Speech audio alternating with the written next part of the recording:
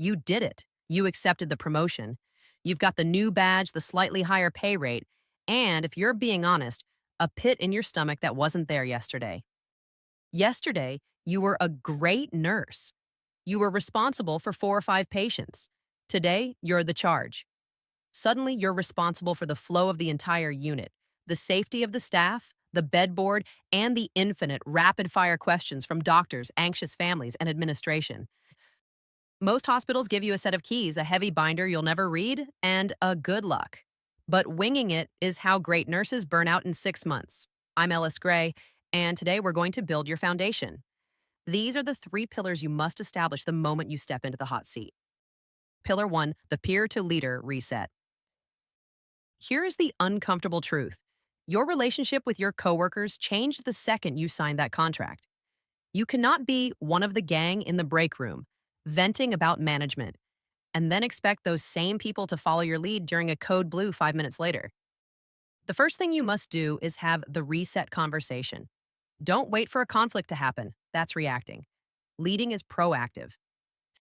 Sit down with your closest peers, the ones you usually grab drinks with, and say this: I value our friendship, but in this role, my priority has to be the safety of this unit. If I have to change your assignment or give you hard feedback, know that it's coming from my role as charge, not from me as your friend. It feels awkward for 30 seconds, but it saves you 3 years of resentment. By doing this, you are setting your compass to north. You're letting them know that your decisions are guided by clinical standards and unit safety, not personal favorites. If you don't define the relationship will define your leadership. Pillar 2, the listen and learn audit. New leaders often make the mistake of trying to change everything in week 1 to prove they have authority. They move the supply room around, they change the huddle time, and they alienate everyone. Authority isn't something you take, it's something you earn. Instead, spend your first 3 shifts on a listening tour. Your job isn't to fix yet, it's to find the friction. Ask every nurse on your shift, what is the one thing that makes this shift harder than it needs to be? Maybe it's how pharmacy delivers meds. Maybe it's a broken scanner that's been ignored for a month.